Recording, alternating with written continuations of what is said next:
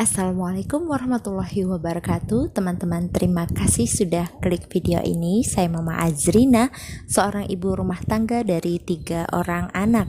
Di video kali ini saya akan membacakan satu kisah, di mana kisah ini diangkat dari buku yang berjudul 61 Kisah Pengantar Tidur, dan buku ini diciptakan oleh Muhammad bin Hamid Abdul Wahab.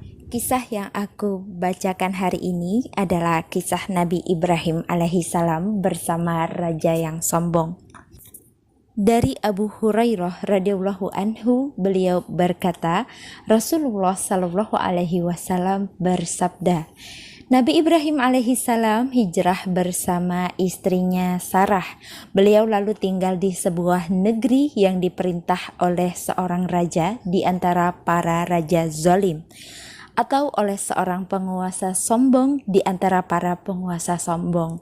Maka seseorang melaporkan kepada sang raja tentang kedatangan Ibrahim itu, bahwa Ibrahim datang bersama seorang wanita yang sangat cantik. Kemudian raja mengirim utusan kepada Ibrahim untuk menanyakan, "Hai Ibrahim, siapakah wanita yang bersamamu?" Ibrahim menjawab, "Saudara perempuanku." Kemudian Nabi Ibrahim alaihissalam menemui Sarah dan berkata, "Janganlah engkau sangkal apa yang telah aku bicarakan kepadanya, karena aku mengatakan kepada mereka bahwa engkau adalah saudara perempuanku. Demi Allah, tidak ada yang mukmin di muka bumi ini selain aku dan engkau." Maka Sarah dikirim ke hadapan raja tersebut. Raja pun berdiri dan menemui Sarah. Dan Sarah berdiri pula untuk mengambil wudhu, lalu sholat, kemudian berdoa. "Ya Allah, sekiranya aku beriman kepadamu dan juga kepada Rasulmu, dan aku benar-benar memelihara kehormatanku kecuali untuk suamiku, maka janganlah engkau kuasakan si kafir itu atas diriku."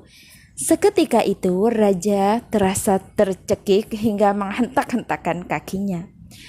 Ketika itu Sarah berdoa pula kepada Allah, "Ya Allah, andai kata raja ini mati, tentu saja orang-orang akan menuduhku sebagai yang membunuhnya." Raja itu sembuh lalu bangkit lagi mendekati Sarah. Sarah pun kemudian mengambil wudhu, sholat, dan berdoa. Dia bermohon kepada Allah, "Ya Allah, aku beriman kepadamu dan kepada Rasulmu, dan kupelihara kehormatanku kecuali kepada suamiku. Maka janganlah engkau kuasakan si kafir ini di atas diriku." Raja pun merasa tercekik lagi hingga menghentak-hentakan kakinya. Sarah berkata, "Ya Allah, andai kata raja ini mati, tentu orang akan menuduhku sebagai orang yang membunuhnya." Sarah dikirim menghadap raja itu untuk yang kedua atau ketiga kalinya. Akhirnya sang raja berkata, "Demi Allah, pasti yang kalian kirim kepadaku adalah setan. Kembalikan saja dia kepada Ibrahim dan beri dia seorang hamba sahaya bernama Ajar." Ya teman-teman, Ajar adalah bahasa dari Suryani yang berarti hajar. Sarah pun dikembalikan ke pangkuan Ibrahim.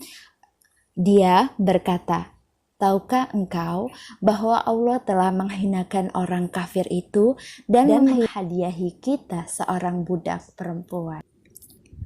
Nah teman-teman, pelajaran yang dapat dipetik dari kisah ini adalah yang pertama, anjuran untuk menjalin ukhuwah atau tali persaudaraan dalam agama Islam.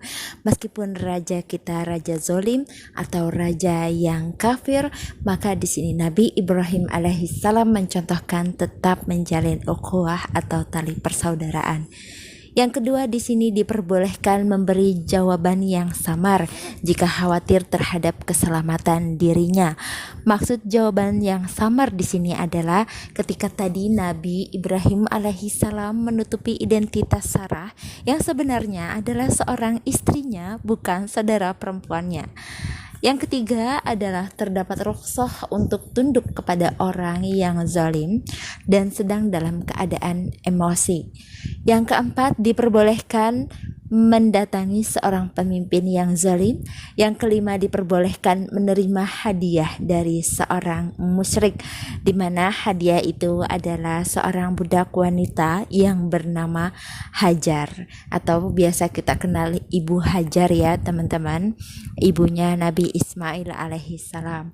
Yang keenam adalah doa diijabah karena keikhlasan hati dalam niat. Jadi di sini adalah di mana Allah Subhanahu wa taala mengijabah doa Ibu Sarah yang tadi berdoa agar si kafir itu tidak menguasai dirinya. Yang ketujuh adalah Allah menjamin memberi kecukupan bagi orang yang doanya dengan ikhlas dan melakukan amal soleh. Yang kedelapan adalah cobaan yang diberikan kepada mukmin yang soleh adalah untuk mengangkat derajat mereka, di mana cobaan itu akan mengangkat derajat orang-orang mukmin atau orang-orang yang bersabar.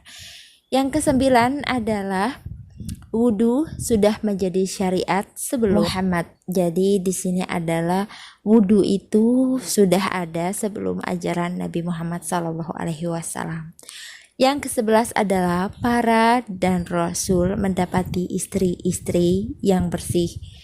Yang ke-12 adalah diperbolehkan menceritakan kenikmatan yang diperoleh. Demikian satu kisah yang aku baca hari ini. Kalau teman-teman punya hikmah lain yang bisa diambil dari kisah ini, bisa tinggalkan komentar di bawah.